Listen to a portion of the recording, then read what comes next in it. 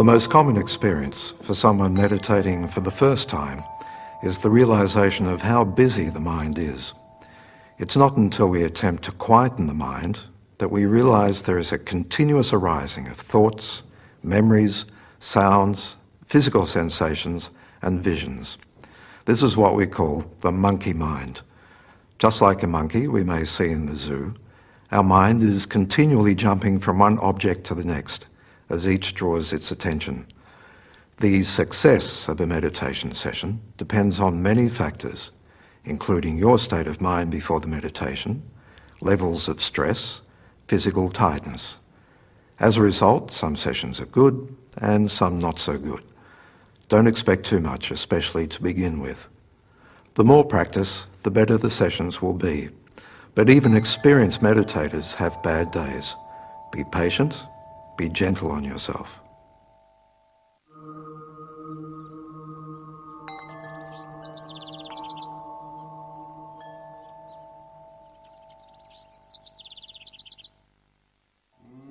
While meditation can be practiced almost anywhere, and you don't need much to practice, essentially a cushion or chair and a small table to rest a book on would be enough, it's helpful to dedicate a room or space at home for the purpose.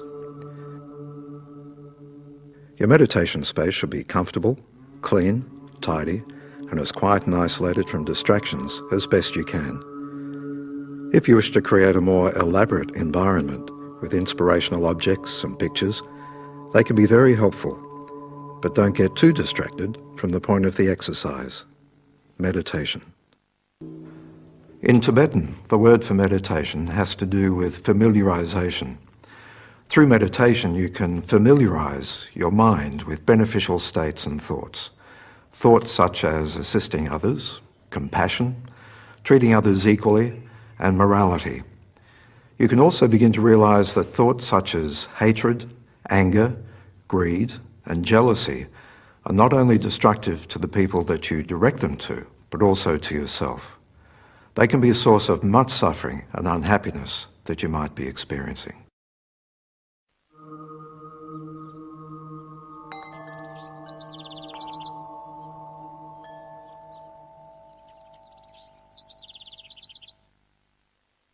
The first step in the session is to check your posture.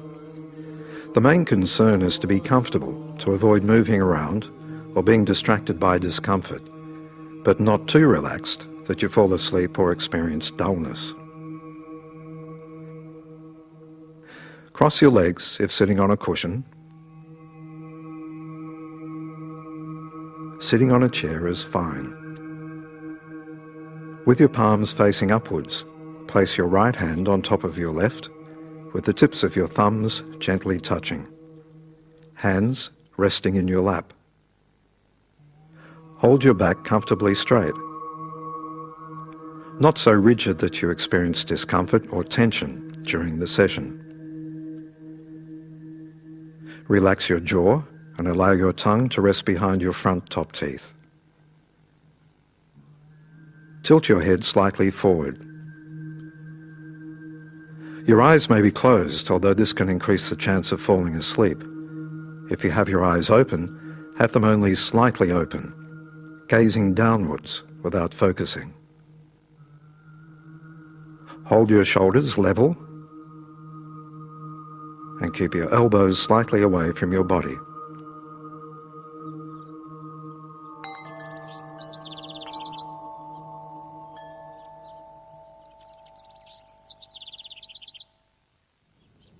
Let's try a simple meditation. By placing your thought on the breath, it's possible to quieten or still the monkey mind and improve concentration. The aim is to become aware of the breath as it enters and leaves your body by concentrating on the rise and fall of the abdomen or the sensation of the breath passing through your lips or nostrils. With the exhalation of each breath, count 1, then 2, then 3, etc. Set yourself an achievable target of, say, 7 to begin with, and when sensations of quietness, stillness, and peace eventually occur, hold them as best you can and experience them as fully as possible. If you become distracted or lose that sensation, return to the breath. Now, you may be surprised how difficult this is to do without being distracted. Even a small number of breaths can sometimes be a challenge. It depends on your state of mind, your health, levels of stress and tiredness. But let's try.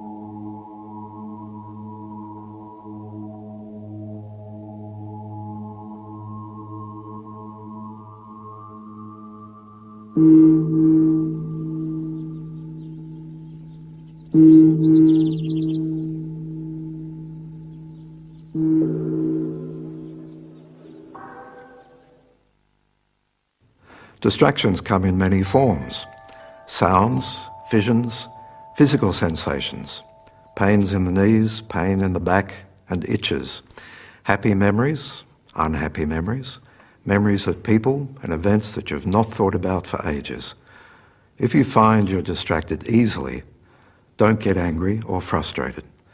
This is the nature of the monkey mind, and an awareness of this nature is actually a sign of progress. The best way to handle these distractions is to not indulge them or attempt to repel them. As they arise in the mind, they will also disappear of their own accord. Simply acknowledge them and return the thought to the breath and resume counting. As a patient mother will gently bring a curious crawling baby back onto the blanket, we should be the same with our mind when it wanders. Patiently and gently bring it back to the breath, understanding that wandering or distraction is part of its current nature.